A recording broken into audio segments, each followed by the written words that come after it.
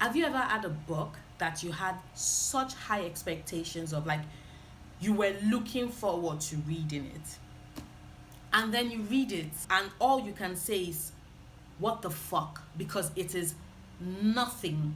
It falls totally and completely short of everything you want. That is my relationship with Huntress by Malindo.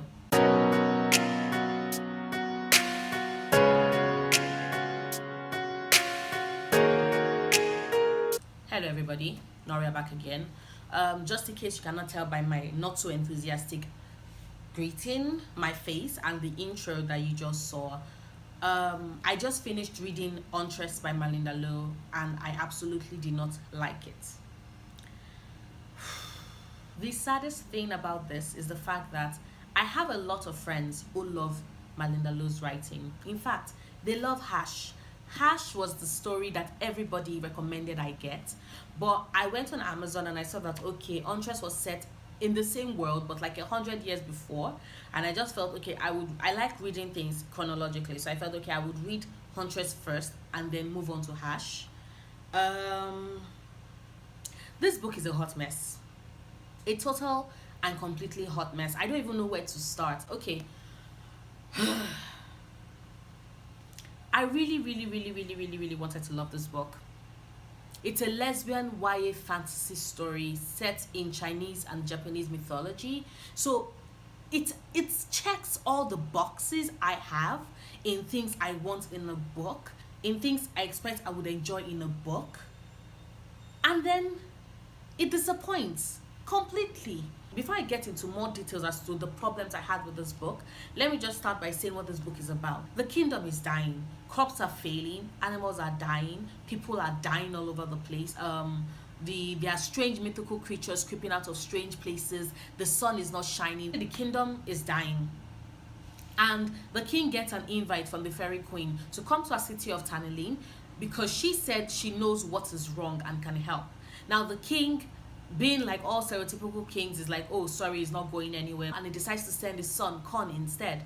And stones are cast and it's decided that Tyson, who is one of the youngest and most impressive minds of our class, would go.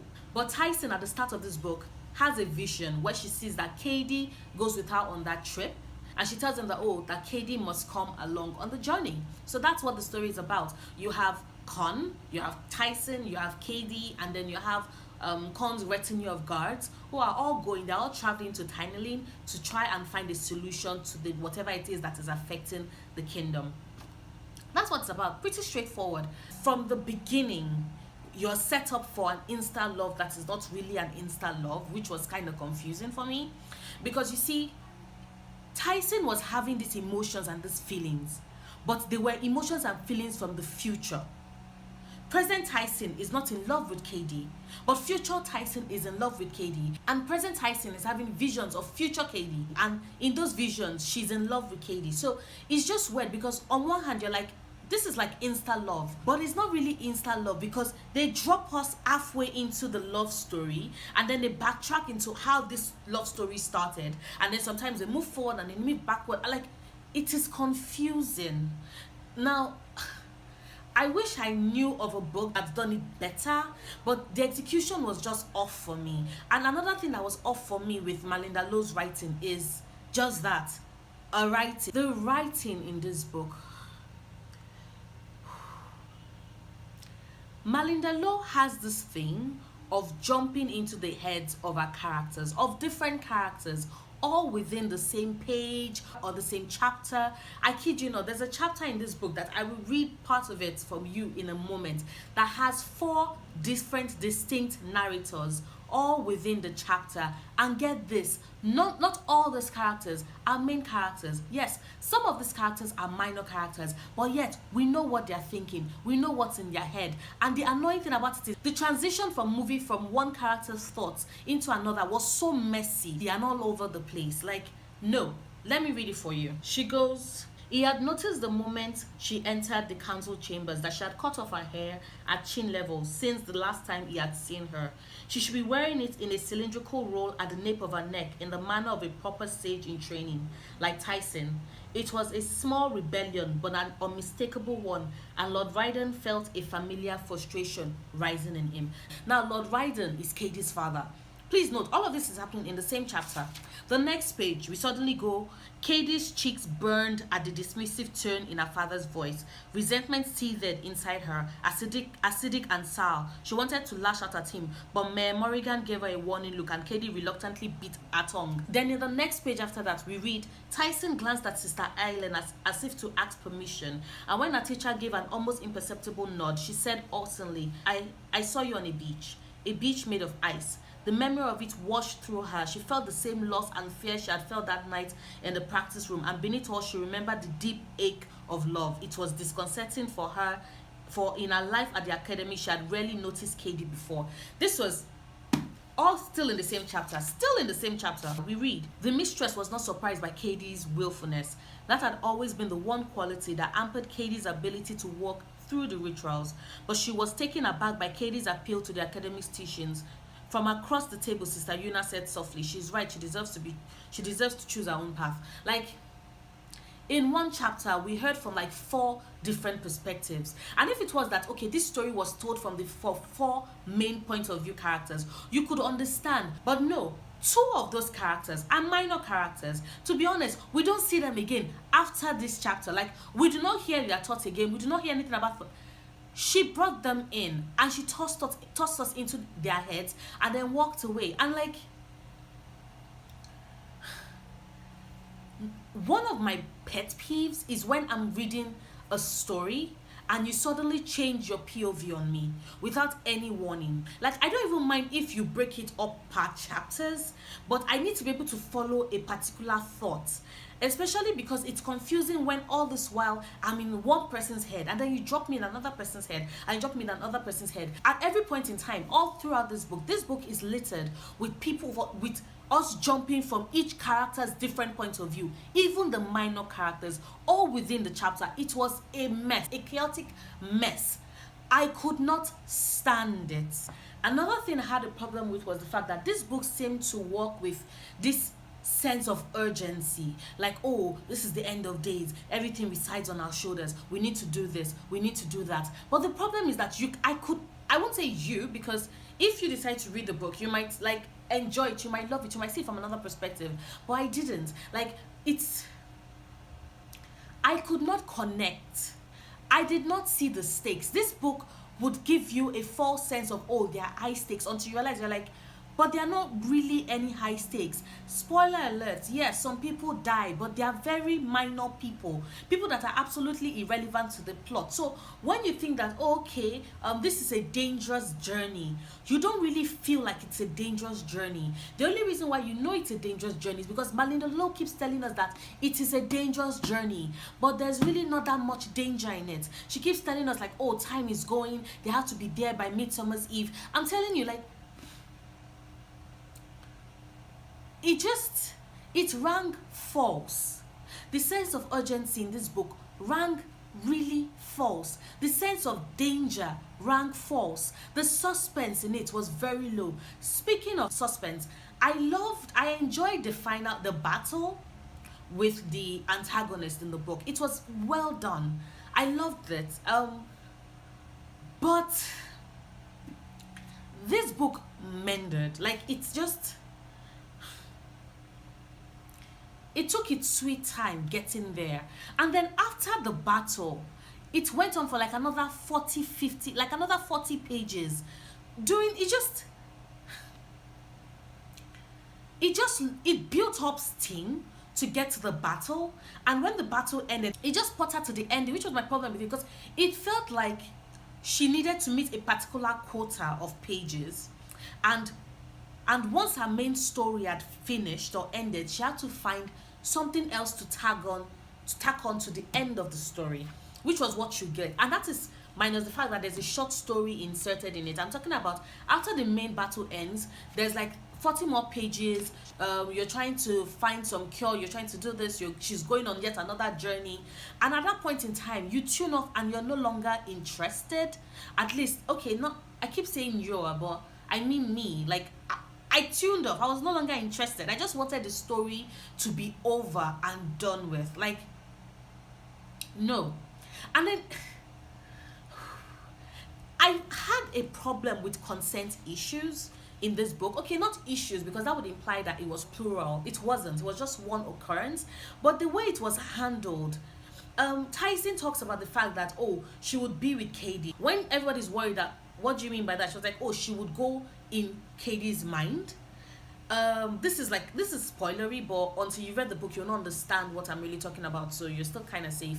But she's like, she would go in Katie's mind, right? And when everybody's like, are you sure about that? She goes, oh yes, that she did it while Katie was asleep the night before and nothing happened. And all I'm thinking is that, let me get this straight, you were that invasive, you entered her mind, and nobody's talking about the fact that this was done without Katie's knowledge. This was done without Katie's permission. This was done when Katie was at her most vulnerable state, when she was asleep. I have a big problem with consent issues. Like, consent is a big deal for me, especially when it has to do with messing with people's minds. And the fact that everybody just accepted it. Nobody nobody went, oh, I'm sorry, you did what? Excuse me? Like, they just accepted, like, oh, okay, sure, you did. And it was impersonal. All I'm thinking is like, I'm sorry, what the fuck? A couple of minutes ago, you were complaining about the fact that Tyson's mind was being invaded. And now, because Tyson is doing it to Katie, we do not have a problem with it? What the fuck? I really felt that Huntress also had an opportunity to, have a conversation about predestination, if really anything, if really our choices are our own, or if really everything we do is determined by fate, or if once we believe that something is fated to be, we indirectly make choices that lead us down that path. Because it's something that has always fascinated me as a theme in books, and I'm always looking for books that do it well. But the Huntress just seemed to mention it in passing. Malindo did not really dwell on it or really take the story in the way it could go, because there was a conversation that Tyson had with our teacher at the beginning of the book that made me think that, oh yeah, so this is where Malindo wants to go. I would definitely be interested in seeing that also as part of the story, but she never delivered on that either. Like I said, it's just, there are a lot of things, man. There are a lot of things. Now to talk about the things I semi enjoyed in the book. The magic system. There was a part where Tyson was making potions, and I've always been fascinated by that, by using herbs and combining them to, create potions and concoctions. Like, I've always found that fascinating in magic stories. I've also always loved, when they're casting spells that just do not involve like chanting and words, but you have to gather herbs, you have to lay them a certain way. There are rules to the magic. That was one thing I loved and I enjoyed about the story. The magical rules. They are there. They are definite. It takes a while to get into, because like I said, this story is very slow building, so it takes a while for you to get to that part. But I enjoyed it when I got to that part. I also enjoyed the fact that you would not see the villain coming. Like, she faked us out, because I thought the villain was someone else, and then it turned out to be someone else entirely, and I'm like, okay, that's not bad. So I enjoyed that part. I liked that part. I especially love the fact that this is a lesbian romance. Like, there are not that many lesbian romances in fantasy, especially YA fantasy. Yes, this, okay. Okay, so I've been apparently holding the book upside down. Clearly, I suck at this. Okay, so I love the fact that it's a lesbian romance. Like I said, there are not that many lesbian YA fantasy stories, so I enjoyed that. I really liked it. I wish I could connect with their relationship better, but I didn't. I could not really get into it. I guess maybe it's because of the way it started, and it just seemed all over the place.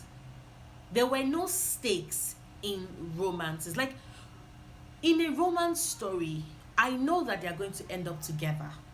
I expect them to eventually end up together. Even if it's a tragedy, I know through the course of the book they will end up together.